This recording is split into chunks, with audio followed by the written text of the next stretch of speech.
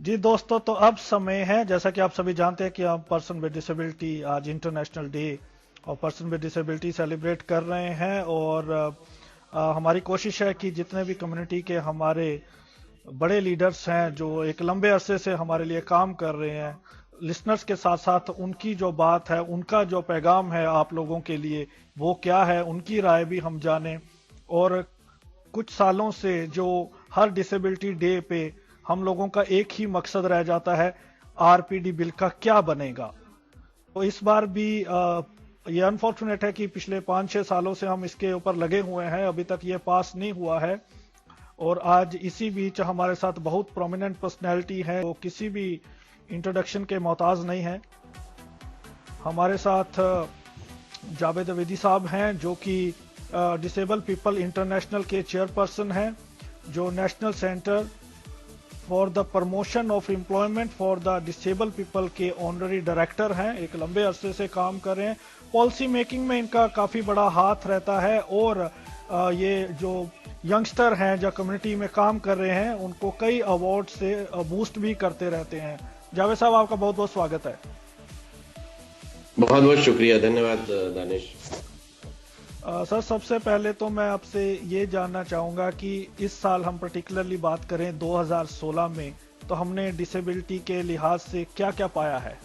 पिछले एक साल में मेरे ख्याल से एक बड़ी उपलब्धि, अगर हम मतलब बहुत बड़े लेवल पे, नेशनल लेवल पे बात कर रहे हैं, तो मैं कहूँगा कि एक्सेसिबल इंडिया कैंपेन है। और एक्सेसिबल इंडिया कैंपेन के बारे में अलग अलग लोगों का अलग अलग मत हो सकता है, लेकिन मेरा ये मानना है कि एक्सेसिबिलिटी पे कुछ हुआ हो या ना हुआ हो, ऑडिट्स हुई नहीं हुई, अच्छी हुई बुरी हुई, उसका कोई फर्क पड़ा नहीं पड़ा, वो सब अपनी जगह है। लेकिन एक जो बहुत बड़ा फर्क आया है वो ये कि विकलांगता, मैं कहूँगा कि अगर 2 या 3 पर थी ऑन द स्केल ऑफ 10, तो मेरे हिसाब से वो 7 या 8 पे तो कम से कम चली गई इन टर्म्स ऑफ अवेयरनेस। और एक क्योंकि देखिए, हम लोग जब विकलांगता की बात करते हैं तो अपने बस घर में करते हैं, अपना जो हमारा समाज है, विकलांग हमारे साथी हैं, विकलांगजन हैं, बात डिसेबिलिटी सेक्टर में सीमित होकर रह जाती है। एक होती है नेशनल अटेंशन कि चाहे हमारे पॉलिसी मेकर्स हो, डिसीजन मेकर्स हो, पॉलिटिशियंस हो, मीडिया हो, कॉर्पोरेट सेक्टर हो, मतलब हर जगह विकलांगता विकलांगता विकलांगता की चर्चा तो कम से कम हो रही है। उसका असर हो रहा है या नहीं हो रहा है वो बात का विषय है, लेकिन चर्चा हो रही है। There is a lot of attention on the subject of disability in the last 1 year. इसके अलावा जो काम में मैं सिर्फ पॉलिसी मेकिंग, लॉ मेकिंग की ही बात कर सकता हूँ। तो जैसा कि आपने अपने इंट्रोडक्शन में कहा कि जहां तक rights of persons with disabilities bill है वो अपनी जगह अटका हुआ है, लेकिन हाँ, अगर हम प्रोग्रेस की बात कर रहे हैं तो वो स्टैंडिंग कमेटी से निकल आया, वहां से निकल के कैबिनेट में गया, कैबिनेट ने उसको ग्रुप ऑफ मिनिस्टर्स में भेज दिया, ग्रुप ऑफ मिनिस्टर्स से निकल के वापस पीएमओ चला गया, और कल या परसों वहां से फाइनली वो कैबिनेट से भी पास हो गया। तो ये भी एक प्रोग्रेस ही मानी जाएगी कि अब बिल सारे जो भी रास्ते के सफर थे वो लांघने के बाद पार्लियामेंट में वापस जा रहा है। पास होगा नहीं होगा, अभी उसमें 2 दिन लगेंगे, 1 हफ्ता लगेगा, 1 महीना लगेगा, वो एक चर्चा का विषय हो सकता है, मगर ये एक प्रोग्रेस जरूर है। कानून की बात कर रहा था, मैं ये कह रहा था कि डिसेबिलिटी बिल जो पिछले कई सालों से हटा था वो कम से कम पहले पार्लियामेंट में पहुंचने की उम्मीद है उसकी। तो ये भी मैं इसको प्रोग्रेस मानता हूँ। एक सर, आपकी एक और बड़ी अचीवमेंट है, आपने जो डेफ एंड म्यूट के लिए जो ड्राइवर लाइसेंस वाला मोटर व्हीकल में भी अमेंडमेंट करवाया, तो वो भी एक बड़ी अचीवमेंट थी आपकी। तो आप उस पे अकेली आपकी ऑर्गेनाइजेशन एक लंबे अरसे से काम कर रही थी, थोड़ा उसके बारे में भी बताएं आप। क्योंकि हमारे देश में जो हमारे बसे साथी हैं उनको ड्राइविंग लाइसेंस नहीं मिलता।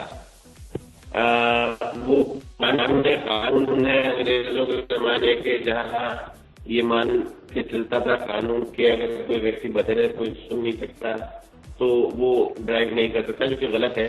ड्राइविंग का सुनने से कोई रिश्ता नहीं है। उस पर कुछ बेवकूफ लोग ये कहते हैं कि अरे वो सुन नहीं सकता तो वो फिर हॉर्न कैसे सुनेगा, तो हॉर्न तो वैसे भी नहीं बजना चाहिए।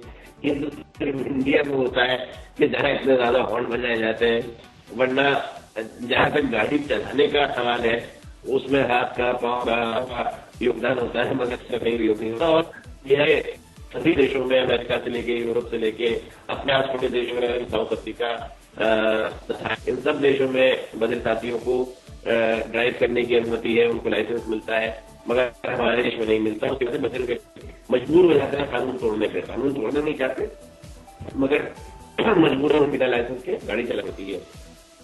तो वो हो गया। उसके अलावा मिनिस्ट्री ऑफ इंफॉर्मेशन ब्रॉडकास्टिंग से कुछ अच्छे निर्देश निकले, जिससे टीवी पर और फिल्मों में कैप्शनिंग हो, जिससे कि जो लोग नहीं सुन सकते वो उसको देख सकें, पढ़ सकें। Ministry of information technology, ministry of ICT, जिसको आईटी कहते हैं, उसमें जो हमारे दृष्टिहीन साथी हैं उनको लेके काफी काम खामोशी से हो रहा है। जैसा कि आप जानते हैं कि हमारे देश में जो वेबसाइट्स है हजारों की तादाद में, वो अमूमन लोगों के लिए फ्रेंडली नहीं होती, थोड़ी बहुत भी नहीं होती। तो उसकी पॉलिसी बन गई, लेकिन पॉलिसी में अमल उतनी सख्ती से नहीं हुआ। और जो गलती हमने वेबसाइट के साथ की थी वही गलती हम ऐप्स के साथ कर रहे हैं। अब जो ऐप्स बन रहे हैं, हर दिन कई सौ कई हजार ऐप्स बन रहे हैं, वो सारे के सारे डिसेबल फ्रेंडली हैं। अभी बिल्कुल recently centre of information society की काफी अच्छी स्टडी आई है, आपने देखी होगी, जिसमें उन्होंने इन सब चीजों की तरफ ध्यान आकर्षित किया है। आखिरी बात तो मैं कहूंगा कि हजार है, मुझे जो खुशी है वो ये है कि विकलांगता अब सिर्फ समाज कल्याण मंत्रालय का मुद्दा बन के नहीं रह गई है। इसको मैं बहुत बड़ी उपलब्धि मानता हूँ कि पिछले कुछ सालों में जो एक काम हुआ है, वातावरण बना है। तो जब हमें बता रहे थे कि जो विकलांगता है वो अब सोशल वेलफेयर, जो ministry of social justice and empowerment में ही नहीं रह गई है, बाकी डिपार्टमेंट्स में जैसे इंफॉर्मेशन एंड ब्रॉडकास्टिंग की बात हुई तो और भी मिनिस्ट्री तक पहुंच गई है। ह्यूमन रिसोर्स में की चाहे हम बात करें, ये मुद्दा केवल सोशल जस्टिस मिनिस्ट्री तक सीमित नहीं है, बल्कि इसमें बाकी सारे मंत्रालय हैं, चाहे वो इंफॉर्मेशन टेक्नोलॉजी हो, इंफॉर्मेशन ब्रॉडकास्टिंग हो, चाहे गवर्नमेंट हो, अर्बन डेवलपमेंट हो, रेलवे हो, ये सारे कोई 15-16 मंत्रालयों की तो लिस्ट हमारे पास है। इसके साथ हम बार पब्लिक में काम कर रहे हैं और कोशिश कर रहे हैं कि इन मंत्रालयों के दिमाग में डिसेबिलिटी घुसे और इनकी समझ में आ सके मुद्दे हैं। क्योंकि जब तक हम इन मंत्रालयों में नहीं जाएंगे, जब तक कि हम इनका दरवाजा नहीं खटखटाएंगे, जब तक कि हम हमारे शोर नहीं बचाएंगे, अपनी बात को नहीं रखेंगे, और केवल प्रॉब्लम रखना तो बहुत आसान है, प्रॉब्लम के सोल्यूशन क्या है तो गंभीर कदम है। आपको तो करता हूँ, हम कैसे कर रहे हैं चुपचाप। जावेद साहब, आरपीडी बिल के ऊपर हम बात कर रहे हैं कई सालों से, अभी और कुछ मार्च निकाला जा रहा है जबकि कैबिनेट ने अप्रूव कर दिया है। तो हमारा रेडियो उड़ान का स्टैंड बहुत क्लियर है, हम सपोर्ट नहीं करते हैं उस मार्च को, कि क्योंकि अब अप्रूव हो गया तो काफी बातें मान ली गई हैं और कम्युनिटी के काफी लोग इसका वेलकम कर रहे हैं, जो बिल को पास हो जाना चाहिए। तो आप कैसे देखते हैं, ये मार्च जरूरी है या आपका स्टैंड क्या है? नहीं, मेरा स्टैंड बहुत साफ है। अगर मेरा फेसबुक पेज आप पढ़ रहे हो या हमारी संस्था का फेसबुक पेज कोई पढ़ता हो, ट्विटर, सोशल मीडिया में, और मीडिया ने भी मुझे फोन किए पिछले 2-3 दिनों में, तो यहाँ पे कि मैंने इस बात का वेलकम किया है कि जो बिल ठंडे बस्ते में पड़ा था वो निकल के आया और मतभेद था, क्योंकि दिमाग पे कंफ्यूजन था कि आरक्षण 3% से बढ़ा के 5 हो, 4 हो, 2 हो, या डिसेबिलिटी कमीशन हो या ना हो, या विकलांगताओं का नंबर 7 से बढ़ के कितना हो, कौन सी विकलांगताएं हैं, कौन सी बीमारियां हैं, सारी बातें पिछले 200 साल से चल रही थी, जिसको लेके एक सस्पेंशन बना हुआ था, एक कंफ्यूजन था।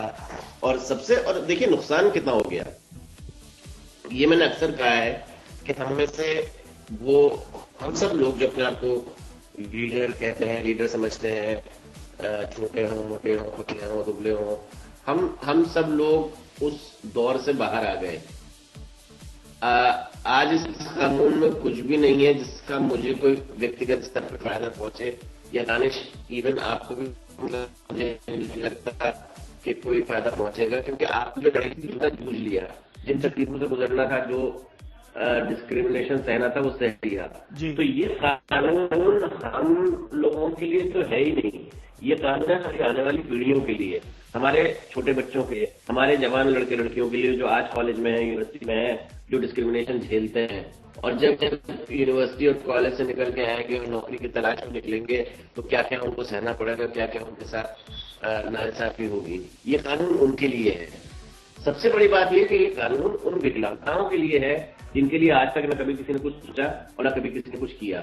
और एक चीज जो मुझे बहुत तकलीफ पहुंचाती है हमारे सेक्टर में, वो ये है कि कहने को हम सब विकलांग जन है, मगर सचमुच नहीं है। हम आपस में बढ़ते हुए हैं, ब्लाइंड है, बधिर बधिर है, शारीरिक रूप से विकलांग वाला वो शारीरिक रूप से विकलांग है, जो तो वो जो एक एकजुटता होनी चाहिए, जो हमें से कुछ लोगों ने क्रिएट करने की कोशिश की और काफी हद तक कामयाबी भी मिली, ऐसा नहीं है। बहुत से लोग हैं जो अपनी विकलांगता से ऊपर उठ के मिल के जुल के एक साथ लड़ाई लड़ते हैं और उसी से हमने इतनी कामयाबी पाई है। मगर कड़वा सच ये है कि ब्लाइंड ये सोचता है कि भाई मेरे लिए इसमें क्या है, डेफ ये सोचता है मेरे लिए इसमें क्या है, व्हीलचेयर वाला सोचता है रैम्प कहाँ मिलेंगे, टॉयलेट कहाँ बनेंगे। हमें इससे ऊपर उठना होगा। और मैं बिल्कुल बात कह रहा हूँ कि डिसेबल्ड कम्युनिटी में मोटे मोटे हम कह सकते हैं दो वर्ग हैं, हैव्स और हैव नॉट। तो वो जो हैव्स और हैव नॉट की लड़ाई है वो सिर्फ सोसाइटी में नहीं है, वो डिसेबल्ड में भी है। मैं हैव्स मानता हूं उन विकलांगताओं को जिनके पास आरक्षण पहले से है, आज से नहीं, सन 77 से है। उनको नौकरियां भी मिल गई, उनको पढ़ाई में भी आसानी हो गई, और 95 के कानून के बाद तो खैर आसानी और भी ज्यादा हो गई। सबसे ज्यादा फायदा उठाया तो ऑर्थोपेडिकली डिसेबल्ड ने, ब्लाइंड ने और डेफ ने उठाया। मगर ऐसे कितनी विकलांगताएं हैं? क्या कभी इलेक्ट्रिक डिसेबल्ड के बारे में किसी ने सोचा है? क्या साइकोसोशल जो डिसेबल्ड है, हमारे मेंटली इल है, उनके बारे में किसी ने सोचा है? हमारे जो ऑटिस्टिक बच्चे हैं या लड़के हैं, लड़कियां हैं, थैलेसीमिया, हीमोफीलिया, मस्कुलर डिस्ट्रोफी, इनके बारे में कभी किसी ने सोचा है? इनकी हालत कितनी खराब है, इनकी हालत कितनी बुरी है, इनके खिलाफ कितना डिस्क्रिमिनेशन होता होगा। तो मेरा ये मानना है कि ये जो कानून है जो है, इससे हमको भी फायदा पहुंचेगा, जो बधिर हैं उनको भी पहुंचेगा, जो व्हीलचेयर वाले हैं उनको भी पहुंचेगा, जो क्रच वाले हैं उनको भी पहुंचेगा, जो ब्लाइंड है उनको भी पहुंचेगा, यकीनन पहुंचेगा, और हमारे राइट्स और ज्यादा स्ट्रांग होंगे। लेकिन इसका ज्यादा बड़ा फायदा जो है वो हैव नॉट्स के लिए है। ये उन विकलांगताओं के लिए है जो कमजोर में कमजोरतर हैं, और उनका हक हमने मार दिया, उनका हक हमने रोक दिया। एक अच्छा वाला कानून था, बहुत अच्छा कानून था, मैं कह के मर गया, मेरी आवाज थक गई। मुझे आज भी वो जिसको मैं कहता हूँ विंटर ऑफ 2013 याद है। वो विंटर ऑफ 2013 में कभी भूलूंगा नहीं, क्योंकि जितनी मुझ पर गाली पड़ी, जितना मेरे ऊपर उंगलियां उठाएगी, इसके एजेंट हैं, उसके एजेंट हैं, ये चाहते हैं, वो चाहते हैं, पद्मश्री चाहते हैं, राज्य ये हमारे सामने है। और एक वाले कानून का कानून दिया, एक अच्छा वाला कानून जहाँ से 2 साल पहले पास हो सकता था, उसको रोक दिया। और फिर क्या मिला? सच ये है, तो सर अभी भी तो रैलियां कर रहे हैं सर, अभी भी तो रैलियां चल रही है, कोई कम्युनिटी से उनको समझा नहीं रहा कि सर आप आने दे, आप कितना नुकसान करोगे कम्युनिटी का। सारे लोग ये मानते हैं कि कोई भी लेजिस्लेशन कंप्लीट नहीं होती है, परफेक्ट नहीं होती है, लेकिन बावजूद उसके अब जब हो रहा है तो जानबूझ के फिर तो कहीं ना कहीं सरकार से ज्यादा हमारी भी तो गलती है ना, कि कम्युनिटी में भी बोलना चाहिए कि आप समझो तो सही आप क्या करने जा रहे हैं। मैं चूंकि आप जानते हैं कि मैं बदनाम हूँ कंट्रोवर्सीज क्रिएट करने के लिए, तो मैं थोड़ा सा बच रहा हूँ कि कम से कम आज में कोई कंट्रोवर्सी ना क्रिएट करूँ। बहुत अदब से मैं बात कर रहा हूँ लीडर्स की, खास करके उनको बड़े बड़े लीडर्स की जो इस रैली को कर रहे हैं, जो इस रैली के आगे हैं।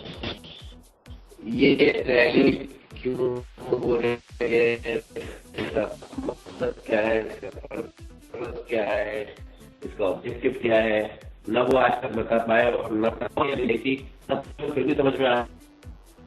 सर इसका ऑब्जेक्टिव मैं बताने की कोशिश करता हूं, जो मुझे सोशल मीडिया से, सर जो थोड़ा सा सोशल मीडिया से जो पढ़ने को मिला है मैं बताता हूं।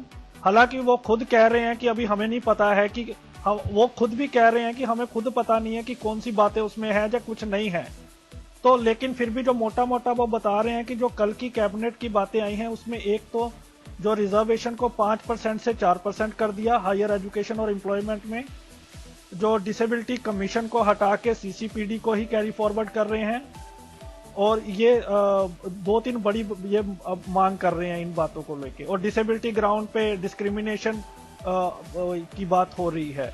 तो जो सेक्शन 3 था आरपीडी बिल 2014 का, उसको लेके आपत्तियां जताई जा रही हैं, लेकिन साथ में कह रहे हैं हमें पता नहीं है कि ये है या नहीं है। पता नहीं करना चाहिए। देखिए, अगर कोई ये कहता है कि मुझे पता नहीं है, तो वो या तो बेवकूफ है और या तो फिर वो झूठ बोल रहा है और भ्रम फैला रहा है।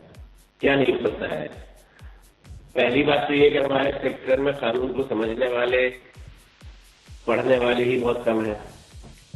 बिल भी है, मेरी बात को ध्यान से सुनिए, कोई नया बिल नहीं बना है। जो बहुत से लोग कह रहे हैं, मैंने देखा फेसबुक पे बहुत से लोग कहते हैं नया बिल, हमें कहां से मिलेगा नया बिल, हमें कहां से मिलेगा नया बिल। कोई नया बिल नहीं है, न कोई नया बिल होगा। बिल वही है 2014 का, जो इंटरनेट पे पहले था, जो इंटरनेट पे आज है, वही बिल है। पिछले बिल में 19 विकलांगताएं थी जी, मैं वो उसको 21 कर रहे हैं जी। मैं मोटा मोटा एलैबोरेट अभी तक करूं तो अबीदी साहब कह रहे हैं कि हमें इसका विरोध नहीं करना चाहिए, कानून के समझने वाले बहुत कम लोग हैं। बिल वही है 2014 वाला, उसमें कुछ अमेंडमेंट्स जरूर हुई है, जैसे कैटेगरी डिसेबिलिटी की बढ़ गई, या कुछ बातों सरकार ने मानी इनकी, हालांकि क्लैरिटी नहीं है। लेकिन ये हमें भी कहीं ना कहीं हमारी कम्युनिटी का दायित्व बनता है, ड्यूटी बनती है। जो चीज हो रही है, जैसे अबीदी साहब ने कहा कि जिन लोगों को अभी तक इन चीजों का फायदा नहीं मिला है, उनके लिए बहुत इंपॉर्टेंट है। तो 6 साल से हम लगे हुए हैं और कितनी देर वेट करेंगे। तो इसमें बहुत सारी जो अच्छी बातें भी है, राइट टू एजुकेशन है, राइट टू लाइफ है, और बहुत सारी और बातें हैं जिसपे हमने पहले भी बात की थी पिंचा सर ने, और हमने आपने सुना था शो में। तो हमें ये करवा देना चाहिए। क्या ये ऑर्गेनाइजेशन क्या पर्सनल इंटरेस्ट सामने आ रहे हैं, ये एक बड़ी बात है, क्योंकि पहले ये रैलियां रखी गई थी आरपीडी बिल को पास करवाने के लिए, जैसे कैबिनेट ने अप्रूव कर दिया उसके बाद ये सारा शिफ्ट चेंज हो गया और फिर बात आ गई अमेंडमेंट्स पे। तो ये हमें सोचना पड़ेगा। नहीं, बस मैं यही कह रहा था कि कहीं ना कहीं हमें ये अकाउंटेबिलिटी फिक्स करनी होगी कि जो एक कानून सन 2013-14 में बना था, अच्छा मिला, और जब ये बात कि कानून परफेक्ट नहीं होता, आप परफेक्शन की तलाश में निकलोगे तो घूमते रह जाओगे। और जो हुआ है, कड़वा सच्चे वो ये जी इस 2 साल 2.5 साल का जो नुकसान हुआ वो अपनी जगह, मगर अब जो कानून मिलने जा रहा है वो कमजोरी माना जाएगा उसको। मेरी तो समझ में नहीं आता कि जो करंट वर्जन है उसमें ऐसा क्या नया आ गया जो पहले नहीं था। हाँ ठीक है, विकलांगताएं 19 थी, 19 से 2 बढ़ गई, 21 हो गई, लेकिन डिसेबिलिटी कमीशन का नुकसान कोई छोटा मोटा नुकसान नहीं है, और आरक्षण का नुकसान तो बहुत ही बड़ा नुकसान है कि अगर 5% से घट के आप केवल 4 रह गया, तो इन लोगों ने पहले अपनी हटधर्मी में, अब इनके जो स्टेटमेंट में सेटिस्फाइड है उसमें सेटिस्फाइड नहीं है। और मेरी समझ में नहीं आता है कि पिछले 2 साल में ये लोग कहाँ थे, क्या कर रहे थे, किससे मिले, किससे लॉबी। और 2 साल एक लंबा समय होता है, कानून को बेहतर क्यों बनवा पाए, पिछले वाले वर्जन से ज्यादा बेहतर वर्जन क्यों नहीं बनवा पाए। और आप जो कमियां निकाल रहे हैं, तो वो कमियां तो पहले भी निकाली थी, तो 2 साल से क्या कर रहे थे। तो मैं ये कह रहा हूं कि भैया ऐसा है, बहुत हो गई लीडरी, अब आप कम से कम दूसरों की खातिर इस कानून को पास होने तो अच्छा बुरा जैसा भी है। और फ्रैंकली स्पीकिंग मैं आज भी कहूंगा कि it's a very good deal. मैं आज भी ये कहूंगा कि विश्लेषण के तौर पर हम ये कह सकते हैं कि ठीक होया ये पाया, मगर आज भी ये एक अच्छा मजबूत कानून है। It's a good deal. इस कानून को रोकना, इसको डिले करना बहुत बड़ी गलती होगी और बहुत अन्याय होगा, जैसे मैंने कहा, उन लोगों के साथ जिनके पास आज की तारीख में कुछ भी नहीं है।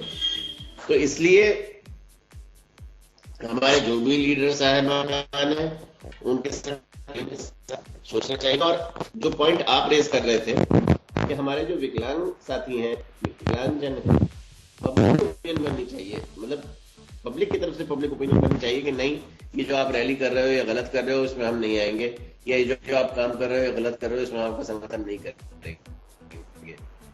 बिल्कुल सर, ऐसा अगर हो जाए तो फिर चाहिए ही क्या। लेकिन अगर खुदा ना खास्ता इस रैली के बाद ये लो डिले होता है तो क्या आप जिम्मेवार सरकार को ठहराएंगे या अब कम्युनिटी को? नहीं, मैंने तो पहले भी कम्युनिटी को ही जिम्मेदार ठहराया था। जो नुकसान 2014 में हुआ उसका सहरा सीधा डिसेबल्ड कम्युनिटी और जो वो लीडर्स थे जिन्होंने उसको अपोज किया। मैं एक एक का नाम ले सकता हूँ लेकिन मैं नहीं चाहता लेना। और वो सारे लोग आज खामोश हैं। वो सारे लोग कल साउथ के हमारे कुछ साथी हैं, कुछ दिल्ली के साथी हैं जो बहुत बड़े पदवी बन रहे थे उस समय। मैं यूट्यूब पे गया कि देखूंगी ये क्या कह रहा है, और कहीं पर कोई रिएक्शन नहीं था। सबके तो कोई परवाह नहीं है। और लीडरी का सबको है। नुकसान किसका होता है, नुकसान की भरपाई कौन करता है, वो अकाउंटेबिलिटी भी नहीं है। अच्छा जावेद साहब, अगर लिसनर्स को जो बहुत हमारे जो श्रोता है जिनको बिल्कुल समझ नहीं है ये बिल क्या है, मोटा मोटा इससे क्या फायदा होगा, अगर बहुत सरल भाषा में लिसनर्स ने समझना हो कि इस कानून से हमें इतना क्या फायदा होगा, तो वो क्या होगा? 95 का बिल बहुत जल्दबाजी में बना बिल था। 95 के बिल में बस 3% आरक्षण के अलावा मेरे ख्याल से शायद कुछ भी नहीं है।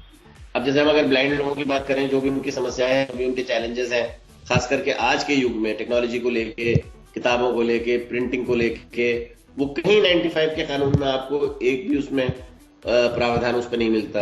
हमारे जो डेफ साथी हैं उनके बारे में तो कुछ है ही नहीं, बस सिर्फ डिफिनेशन में उनको डाल के उसका भूल गए।